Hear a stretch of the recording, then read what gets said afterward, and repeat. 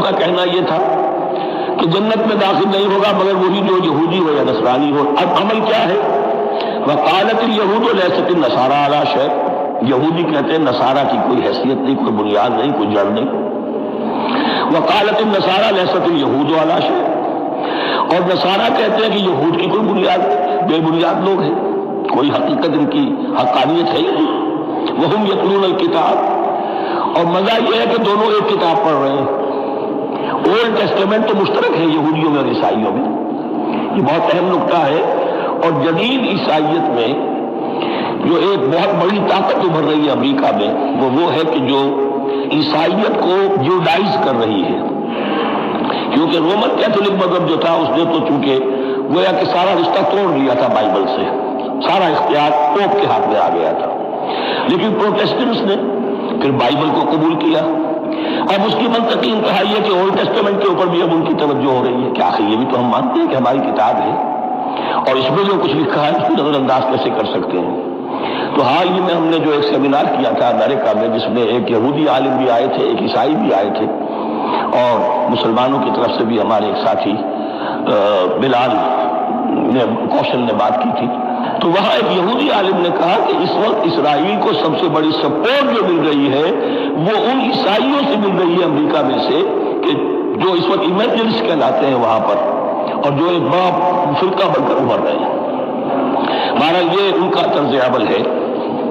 وہم یتلون الکتاب، اور وہ دونوں کے دونوں کتاب کے پڑھنے والے ہیں۔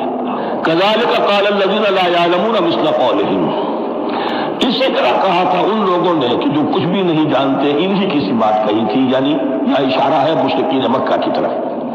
فاللہ یحکم بینہم یوم القیامۃ فیما کانوا فیہ یختلفون، تو اللہ تعالیٰ فیصلہ کر دے گا ان کے مابین قیامت کے دن ان تمام باتوں کا جن میں کہ یہ اختلاف کر رہے تھے۔ ومن اظلم ممن منع مساجد اللہ ان یذکر فیہا اسمہ وسعی فی خرابها۔ اب دیکھیے یہاں جو مخفیہ یہ آیات آ رہی ہے، اگرچہ خطاب تو ہے وہ بریکٹس کے مابین، خطاب میں بنی اسرائیل، لیکن اب یہاں کچھ ریفرنسز اہل مکہ کی طرف شروع ہو گئے ہیں، اور اس کے بعد سے حضرت ابراہیم کا تذکرہ آئے گا، پھر تحویل قبلہ کا ذکر آئے گا۔ تحویل قبلہ میں ظاہر بات ہے کہ وہ قبلہ جو ہے وہ مشرکین مکہ کے قبضے میں تھا اس وقت۔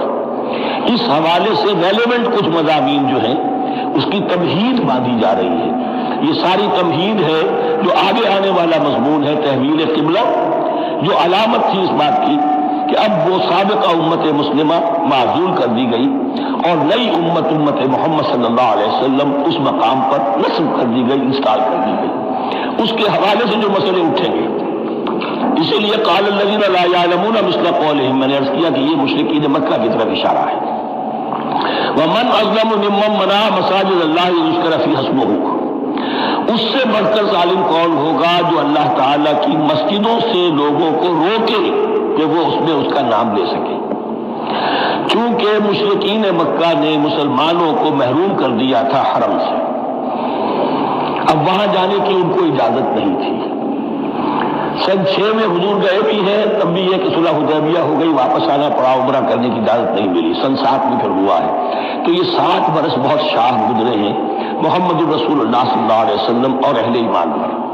اب یہاں ذکر ہو رہا ہے ان کا قریش کا۔ ومن اظلم ممن منع مساجد اللہ ان یذکر فیہا اسمہ وسعی فی خرابها، اور وہ اس کی تخریب میں لگے ہوئے ہیں۔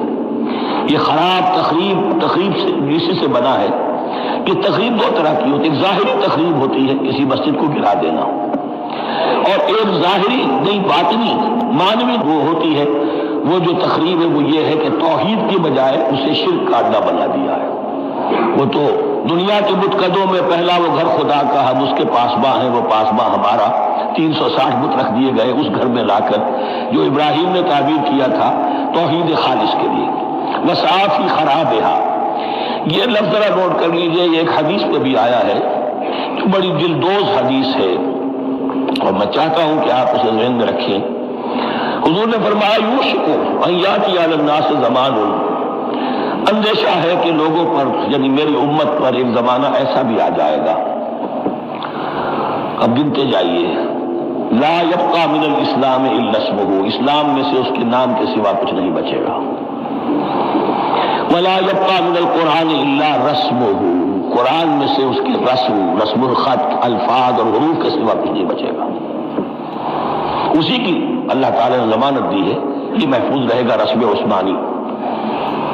مساجدہم عامرۃ، ان کی مسجدیں آباد تو بہت ہوں گی، وہی خراب من الہدی، ہدایت سے خالی ہو جائیں گے۔ یہ خراب کے لفظ سے ہی خراب من الہدی، وعلماؤہم شر الناس تحت عظیم السماء، اور ان کے علماء آسمان کی چھت کے نیچے کی بدترین انسان ہیں۔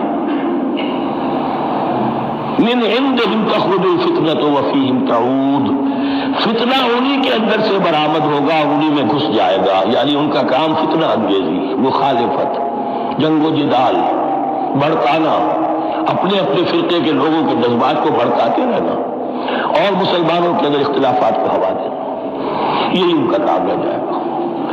آج جن کو ہم علماء کہتے ہیں، ان کی عظیم اکثریت اس کیفیت سے دوچار ہو چکی ہے۔ جب مذہب اور دین پیشہ بن جائے تو کوئی خیر اس میں باقی نہیں رہتا، کہ دین اور مذہب پیشہ نہیں تھا۔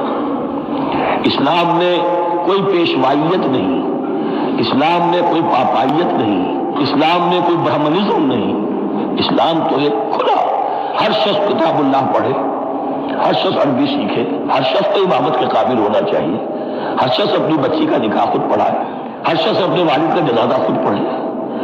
یہ جو ہم نے پیشہ بنا دیا ہے اور پھر انہیں پیسے دیتے، ظاہر بات ہے کہ اس پیشے کے اندر تو پیشے میں عیب نہیں، رکھیے نہ فرحاد کو نام، پھر تو پیشہ میں تو جو کچھ پیشہ ورانہ چشمتیں ہوتی ہیں اور جو خباثتیں ہوتی ہیں وہ آتی ہیں۔ لیکن ساتھ ہی یہ بات واضح رہے کہ علماء حق سے دنیا خالی نہیں ہوگی، علماء حق بھی ہے، لیکن کسی کے ماتھے پر لکھا ہوا نہیں ہوتا کہ یہ علماء حقانی میں سے اور یہ علماء سنی میں سے ہے۔ باقی یہ صحیح بات ہے کہ اکثریت ادھر جا چکی ہے، ورنہ امت کا بیڑا غرق نہ ہوتا، سیدھی بات۔ یہ بیڑا غرق ہوا ہے تو آخر کوئی سبب ہے۔ اولئک ما کان لہم ان یدخلوها الا خائفین، ایسے لوگوں کو تو سوائے اس کے ان کا کوئی مقام نہیں ہے کہ انہیں داخل ہونے کی بھی اجازت نہیں ہونی چاہیے اس میں، یعنی اللہ کی مسجدوں میں، مگر خوف زدہ ہو کر، ڈر کر۔ لہم فی الدنیا خزی، ان کے لیے دنیا میں بھی رسوائی اور ذلت ہے، لہم فی الآخرۃ عذاب عظیم، اور آخرت میں ان کے لیے عذاب عظیم ہے۔ وَلِلَّهِ الْمَشْرِقُ وَالْمَغْرِبُ، اب دیکھیے تمہید ہو رہی ہے تحویل قبلہ کے لیے۔ اب ظاہر بات ہے کہ بڑی حساس جو ہے وہ ایک کیفیت تھی ہے، تو یروشلم کے ساتھ جن کو دلچسپی تھی اور ان کے دلوں میں اس کی عقیدت تھی، مکہ مکرمہ اور بیت اللہ کے ساتھ جن کو دلچسپی تھی اور ان کے دلوں میں اس کی عقیدت تھی، تو اس حوالے سے یہ قبلہ بدلنا، 2 دفعہ بدلا ہے قبلہ۔ پہلے آ کے مدینے میں حضور نے یروشلم کی طرف 16 مہینے نماز پڑھی اور پھر تحویل قبلہ ہوا، تو اب اس میں کئی امتحان ہو گئے، وہ آگے آ جائے گا، لیکن اس کی تمہید باندھی جا رہی ہے۔ للہ المشرق والمغرب، مشرق اور مغرب سب اللہ کے ہیں، یعنی اگر ہم رخ کرتے ہیں مغرب کی طرف تو اس کے معنی یہ نہیں کہ اللہ مغرب میں ہے، معاذ اللہ، اللہ تو جہت سے، مقام سے، ماورا وراء الورا، تو یہ ہے کہ ایک یکسانیت پیدا کرنے کے لیے، اجتماعی رنگ دینے کے لیے ایک چیز کو قبلہ بنا دیا، علامت ہے۔ غالب نے ٹھیک کہا ہے، قبلے کو اہل نظر قبلہ نما کہتے ہیں۔ قبلہ جو ہے وہ مسجود تو نہیں ہے پرے سرحد و ادراک سے اپنا مسجود، قبلے کو اہل نظر قبلہ نما کہتے ہیں۔ للہ المشرق والمغرب فینما تولوا فثم وجہ اللہ، جدھر بھی تم رخ کرو گے وہ اللہ ہی کا رخ ہے۔ ان اللہ واسع علیم، یقینا اللہ بہت وسعت والا ہے، بہت وسعت والا ہے، وہ کسی سمت میں محدود نہیں ہے اور علیم ہے، ہر شے کا جاننے والا ہے۔ دیکھیے یہاں یہ آیت کہہ کے اب چھوڑ دیا مسئلہ، اگلے مسئلے پر آ گئے۔ آگے آپ کو پتہ چلے گا کہ یہ در حقیقت ایک تمہید باندھی جا رہی ہے تحویل قبلہ کے لیے۔ وقالوا اتخذ اللہ ولدا سبحانہ، اور ان میں وہ بھی ہیں، اب ظاہر بات ہے یہاں پر اشارہ ہو رہا ہے وہ اہل مکہ کی طرف، جنہوں نے یہ کہا ہے کہ اللہ نے اولاد اپنے لیے اختیار کی، یعنی وہ کہتے تھے کہ یہ جو فرشتے ہیں یہ اللہ کی بیٹیاں ہیں، نصارہ کہتے تھے کہ حضرت مسیح اللہ کے بیٹے ہیں، اور یہودیوں کا بھی ایک گروہ ایسا تھا جو حضرت عزیر کو اللہ کا بیٹا کہتا تھا۔ بل لہ ما فی السماوات والارض، نہیں، آسمانوں اور زمین میں جو کچھ ہے اسی کی ملکیت ہے، سب مخلوق ہے، مملوک ہے، خالق اور مالک صرف وہ ہے۔ کل لہ قانتون، اور سب کے سب اس کے فرما بردار ہیں، بڑے سے بڑا رسول، بڑے سے بڑا ولی، بڑے سے بڑا فرشتہ، بڑے سے بڑے اجرام سماویہ، سب کل لہ قانتون۔ بدیع السماوات والارض، وہ آسمان اور زمین کو پیدا کرنے والا ہے بغیر کسی شے کے۔ یہ ابداع اور خلق، ان میں فرق ہے۔ ابداع، بلکہ شاہ ولی اللہ دہلوی نے حجت اللہ البالغہ کا جو پہلا چیپٹر ہے اس کو یہی 3 عنوان دیے ہیں۔ اللہ تعالیٰ کے افعال بنیادی طور پر 3 ہیں: ابداع، خلق، تدبیر۔ ابداع ہے جسے انگریزی میں کہتے ہیں کریشن ایکس نہیلو، آدم نے محض سے کچھ بنا دیا، کچھ نہیں تھا اور بنا دیا، کن فیکون، یہ ابداع ہے۔ خلق ہے اب ایک چیز سے دوسری چیز بنانا، گارے سے انسان بنایا، یہ تخلیق ہے، آگ سے جن بنایا، یہ تخلیق ہے، نور سے فرشتے بنائے، یہ تخلیق ہے۔ تو ابداع بدیع وہ ہے کہ جس نے نئی چیز، اسی لیے بدعت ہمارے ہاں کہلاتی ہے وہ شے جو دین میں نہیں تھی اور خام لا کے شامل کر دی گئی، جس کی کوئی جڑ بنیاد دین میں نہیں ہے، وہ بدعت ہے۔ اس سے یہ لفظ بدیع السماوات والارض، وَإِذَا قَضَىٰ أَمْرًا فَإِنَّمَا يَقُولُ لَهُ كُن فَيَكُونُ، اس کی شان تو یہ ہے کہ جب وہ کسی معاملے کا فیصلہ کر لیتا ہے تو بس کہتا ہے کہ ہو جا، اور وہ ہو جاتی ہے۔ وَقَالَ الَّذِينَ لَا يَعْلَمُونَ لَوْلَا يُكَلِّمُنَا اللَّهُ وَتَأْتِينَا آیَةٌ، اور کہا ان لوگوں نے جو علم نہیں رکھتے، یہاں پھر وہی مشرکین مکہ کی طرف روئے سخن ہے، کیوں نہیں بات کرتا ہم سے اللہ، اور کیوں نہیں کوئی لے آتا ہمارے پاس کوئی نشانی۔ یہ میں عرض کر چکا ہوں کہ مضمون جو ہے کہ ان کا مطالبہ تھا بہت شدت کے ساتھ کہ معجزے ویسے ہی دکھاؤ جیسے تم کہتے ہو کہ عیسیٰ نے دکھائے تھے، موسیٰ نے دکھائے تھے، تو ہمارے یہ مطالبے پورے کر دو، ہمارے لیے یہ ذکر آئے گا سورہ انعام میں اور پھر سورہ بنی اسرائیل میں۔ کذالک قال الذین من قبلہم مثل قولہم، اسی طرح کی باتیں جو لوگ ان سے پہلے آئے تھے وہ بھی کہتے رہے۔ تشابہت قلوبہم، ان کے دل ایک دوسرے سے مشابہ ہو گئے۔ قد بینا الآیات لقوم یوقنون، اور ہم نے تو اپنی آیات کو واضح کر دیا ہے ان لوگوں کے لیے جو یقین کرنا چاہے۔ انا ارسلناک بالحق بشیرا ونذیرا، اے نبی ہم نے آپ کو بھیجا ہے حق کے ساتھ بشیر اور نذیر بنا کر۔ بنیادی حیثیت آپ کی یہ ہے کہ آپ اہل حق کو بشارت دیں، فراح و ریحان و جنت نعیم، فسلام لک من اصحاب الیمین، یہ بشارت دیجیے۔ اور جو غلط راستے پر جائیں، کفر کریں، منافقت میں مبتلا ہوں، ملحد ہوں اور بدعملی کریں، ان کو آپ خبردار کر دیجیے کہ جہنم ان کے لیے تیار کر دی گئی ہے۔ آپ کا کام دعوت ہے، ابلاغ ہے، تبلیغ ہے، نصیحت ہے۔ ولا تسأل عن اصحاب الجحیم، آپ سے سوال نہیں کیا جائے گا جہنمیوں کے بارے میں کہ محمد یہ کیوں جہنم میں پہنچ گئے، ہم نے تمہیں بھیجا تھا، تمہارے ہوتے ہوئے یہ جہنمی کیوں ہو گئے؟ نہیں، یہ آپ کی ذمہ داری نہیں ہے۔ کون جنت میں جانا چاہتا ہے، کون جہنم میں جانا چاہتا ہے، یہ آدمی کا اپنا فیصلہ ہے۔ آپ کا کام ہے کہ حق کو واضح کر دیں، ہاں وضاحت میں کمی نہ رہ جائے، حق واضح ہو جائے، کوئی اشتباہ نہ ہو، بالکل مبرہن ہو جائے، واضح ہو جائے، بس یہ ذمہ داری آپ کی ہے، اس سے زیادہ نہیں۔ یہ مسئولیت جو ہوتی ہے، انسان اگر اپنی اصل مسئولیت سے زیادہ ذمہ داری اپنے سر پر ڈال لے تو اس سے بھی بہت بڑی بڑی گمراہیاں پیدا ہوتی ہیں، اور اس کا جو تذکرہ ہو رہا ہے بڑی گمراہی تو معاذ اللہ وہ تو ہمارے حوالے سے ہوتی ہے۔ ہمارے ہاں کی بہت سی جماعتیں جو ہیں اسی طرح کی غلطیوں کی وجہ سے وہ غلط راستوں پر پڑ گئی، پوری تحریکیں برباد ہو گئی۔